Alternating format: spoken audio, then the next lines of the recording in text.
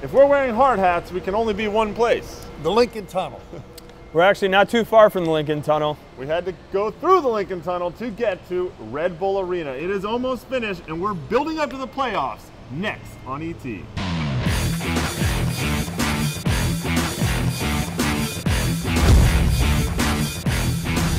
Welcome to Extra Time, everybody. I'm Greg Lawless alongside Shep Messing and Jason, the producer. It's a special edition of ET today because we are at Red Bull Arena, which is nearly done. And if you can see behind us, it is a gorgeous stadium. Shep, this is a very exciting moment right now for Red Bull. I think what we've seen in this country as the evolution of soccer-specific stadiums has grown, each one gets better than the last one. This one is absolutely brilliant. Well, it looks a little bit like a spaceship, but in the inside, it's gorgeous. Yeah, I love actually coming into Newark Airport, watching it on your way, and you get a good picture of it from above. It's a pretty cool stadium. It will be great when it's full for a playoff game, but that's going to have to wait at least until next year because the Red Bulls didn't make the playoffs. However, the most exciting end to the season ever, I think, in MLS with the way it all planned out.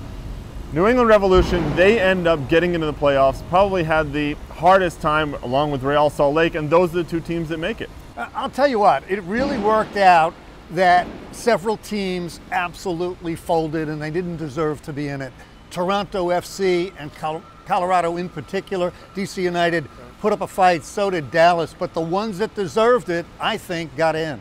Yeah, definitely. It's funny that we're talking about the Red Bulls not making the playoffs, but they definitely played a big role in who did. That blowout of Toronto, I don't know. Well, they thumped Toronto 5-0, of course, but let's look at those teams that didn't make it as well. You know, these are teams that needed to step up, and they didn't. Why not, number one? And number two, I mean, if they didn't step up, did they even deserve to be in that spot in the first place? Yeah, I think there are two issues for any team that's playing a game under pressure. Do you have the talent and do you have the character? So again, the shockingly poor performance for me by Colorado and Toronto in that they got thumped. They were never in the game.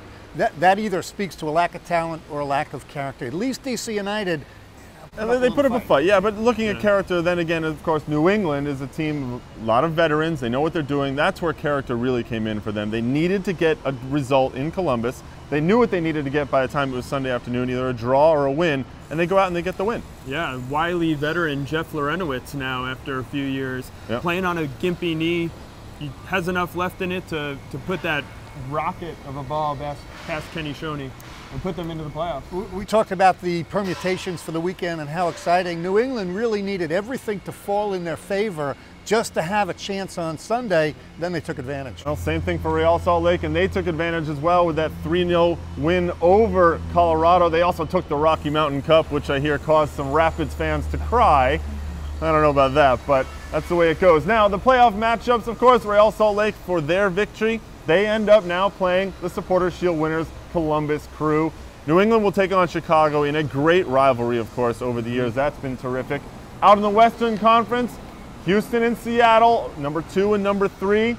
And, of course, Los Angeles Galaxy and Chivas USA will resurrect the very first playoff Super Clasico. I can't wait to see these matchups. They're really intriguing, and I think there are going to be some upsets. Yeah. Shep and I had talked about it before we got here. Both of us are looking at Real Salt Lake as a team that could definitely win that series.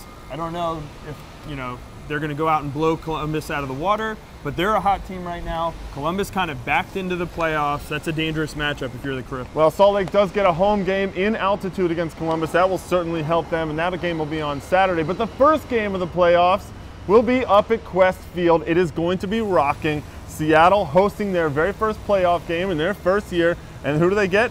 The very, very good Houston Dynamo come to town. They've actually already opened up some more seats for the fans because of the demand. It's going to be Thursday night on ESPN2 as well. Shep, let's break down this series a little bit. Tell me a little bit about what you think Houston needs to do to get the win. I think if you're Houston, you've got to weather the storm in the first game away at Seattle. Who knows how many people are going to be there, so they need to get a manageable result. I think Houston is the better team, but I think Seattle has a chance to pull an upset. I look at the goalkeepers even. I look at the defenses pretty even in the midfield. I think in terms of experience and players that can turn a game around, Seattle has individual stars. I think Houston better as a team.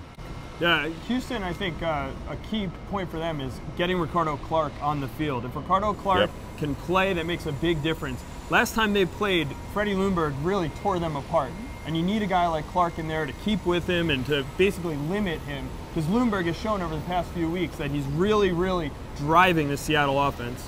Well, Seattle and Houston played 3 times this year, and Seattle actually won one, and there was a draw, and then there was also a U.S. Open Cup game that Seattle won as well. So Seattle seems to have a little bit of an advantage.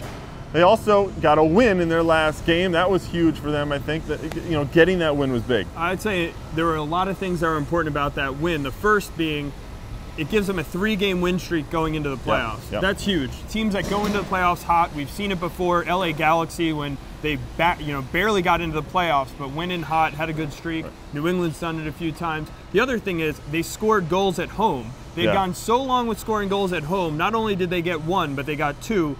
Adds to the confidence a little bit. And not only that, those goals came from their superstars. I mean, you know, it was Ljungberg making the run down the left side to play it in, and Montero whipping it back across for the goal for Jaqua, which is huge to get your big boys playing well. Well, let's not forget how well Houston does at home. We talk about the Seattle home field passionate crowd. And they get back down to Texas. Yeah, that's why I say it's got to be a manageable score for Houston in the first game to come back and win it at home. You got to figure Seattle's looking for at least like a 2-0 win of some sort. Yeah, it'll be interesting with Houston has a bunch of important veteran players, and the way that the schedule turns out, it almost helps Houston a little bit because they're playing the early game on Thursday, but then they have 10 days off before they play that second game. The second game will be that, exactly. That should be a terrific matchup. It's on Thursday night on ESPN2. It's going to be the opening game of the playoffs. Now, we've also been running a little contest here on Extra Time, and it is the Guest Reporter Contest, and we are down to our finalists. So on today's show, on Tuesday, we're going to give you one of our finalists, and that is Gregory Baroud of West Townsend, Massachusetts. So congratulations for being a finalist. On Wednesday's show, we'll give you another finalist, and on Thursday's show in Act 3, we will give you the 3rd finalist in the Guest Reporter Contest. Don't forget, the winner wins a trip to join us live at MLS Cup in Seattle. That's it for Act 1, but join us tomorrow, and we're going to break down the other Western Conference matchup in the playoffs.